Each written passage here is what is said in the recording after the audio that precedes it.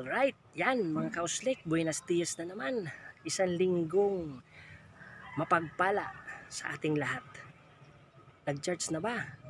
Sana huwag nating kakalimutan ang ating lumikha.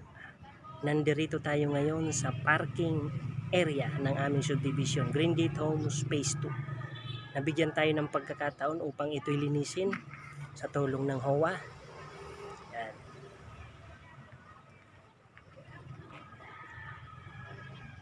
Ang ating lilinisin ngayon.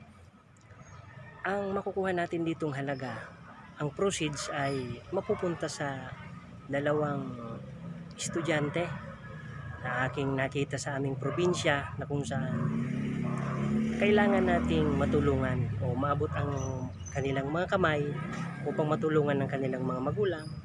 Alam mo naman sa panahon ngayon, hikahos, so kailangan nating magtulungan. Kahit konti lang ang makuha natin dito, at least pinagpaguran ko at pinagpawisan ko talaga ang may babahagi natin.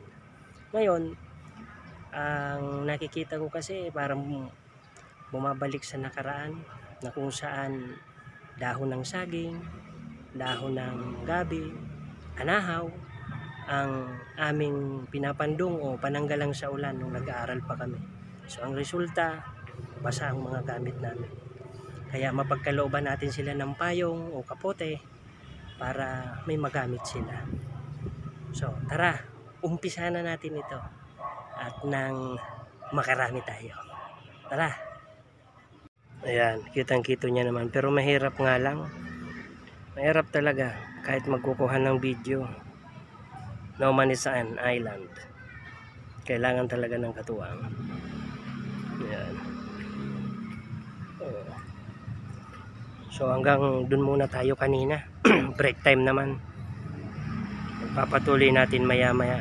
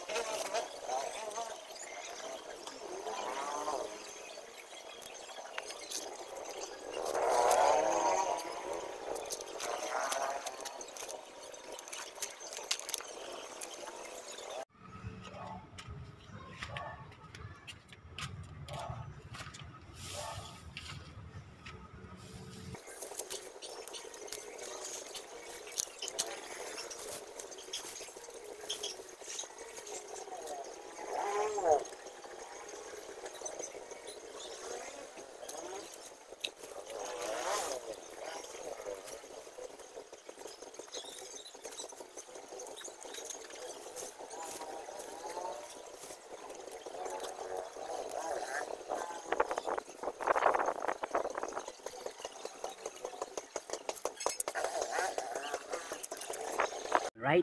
Ayan, nakalikom tayo ng 10 sako at kalahating assorted na basura dun sa parking. Oh. Ayan. Kukunin to ng senro ng munisipyo ng City of Imus. Nang napag-usapan natin, nakalikom na tayo ng halaga, ay itutuloy pa rin natin yung ating advokasya. Sige, hanggang sa muli.